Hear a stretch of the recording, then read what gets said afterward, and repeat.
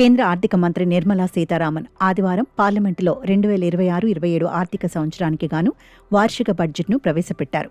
ఈసారి సామాన్యుల ఆరోగ్యం, మహిళా సాధికారత, పన్నుల సరళీకరణకు పెద్దపీట వేశారు. ఈ బడ్జెట్లో కస్టమ్స్ డ్యూటీ సవరణల వల్ల కొన్ని కీలక వస్తువుల ధరలు తగ్గనుండగా మరికొన్ని విలాసవంతమైన అంశాలు ఖరీదైనవిగా మారాయి.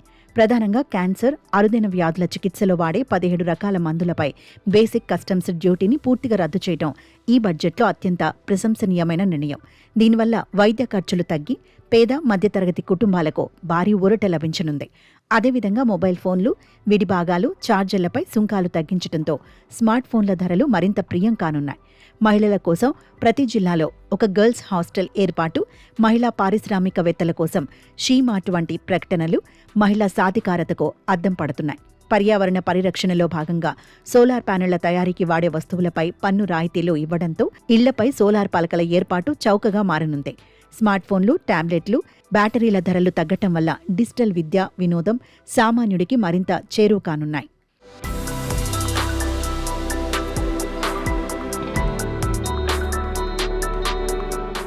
మరోవైపు పన్నుల విషయానికి వస్తే ప్రభుత్వం మధ్యతరగతి ప్రజలకు తీపి కబురు అందించింది.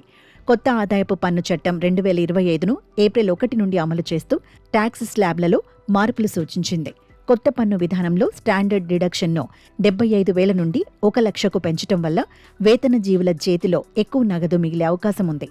విదేశీ పర్యాటక ప్యాకేజీలు, విదేశీ విద్యపై టీసీఎస్ను 5% నుండి 2%కి తగ్గించడం ద్వారా అంతర్జాతీయ ప్రయాణాలు, విదేశీ చదువులు భారంగా భావించే వారికి ప్రభుత్వం చేయూతనిచ్చింది.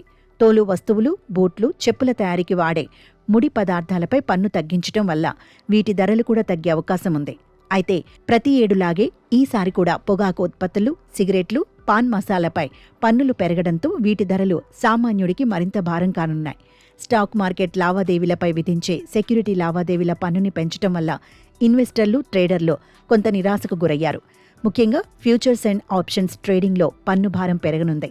విలాసవంతమైన వస్తువులు, ఇంపోర్టెడ్ వాచీలు, ఆల్కహాల్ ధరలు పెరగటం వల్ల సంపన్న వర్గాల వ్యయం అధికం కానుంది. టెలికాం విడి భాగాలపై సుంకాలు పెరగడం భవిష్యత్తులో ఇంటర్నెట్ ఛార్జీల పెరుగుదలకు దారితీయవచ్చని నిపుణులు భావిస్తున్నారు.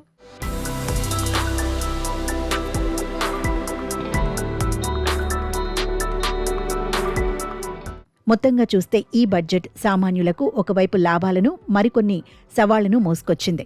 ఆరోగ్య రంగంలో మందుల ధరల తగ్గింపు మరియు పన్ను మినహాయింపుల పెంపు వంటివి మధ్యతరగతి ప్రజల కొనుగోలు శక్తిని పెంచేలా ఉన్నాయి. రైతులకు పీఎం కిసాన్ నిధి కింద సాయం 9,000కు పెరిగే అవకాశం ఉండటం అన్నదాతలకు పెద్ద ఊరట. అయితే ఆదాయపు వివరాలు తప్పుగా వెల్లడిస్తే 100% జరిమానా విధిస్తామన్న నిబంధన పన్ను చెల్లింపుదారులలో కొంత ఆందోళన కలిగిస్తోంది. అలాగే ఎరువులపై దిగుమతి సుంకాల మార్పుల వల్ల కొన్ని రకాల ఎరువుల ధరలు పెరిగే అవకాశం ఉండటం రైతులకు కొంత ఇబ్బందికర పరిణామమే. అయినప్పటికీ మౌలిక సదుపాయాల కల్పన కోసం 12.2 లక్షల కోట్ల కేటాయింపులు చేయటం ద్వారా ఉపాధి అవకాశాలు పెరుగుతాయని ప్రభుత్వం భావిస్తోంది. చివరిగా చెప్పాలంటే మధ్యతరగతి ప్రజల జేబులకు చిల్లు పడకుండా చూస్తూనే దేశాభివృద్ధికి అవసరమైన నిధుల సేకరణకు ప్రభుత్వం సమతుల్యతను పాటించినట్లు కనిపిస్తోంది.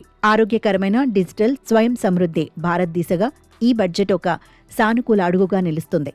భవిష్యత్తులో ఈ నిర్ణయాలు క్షేత్రస్థాయిలో ఎంతవరకు అమలవుతాయో చూడాలి.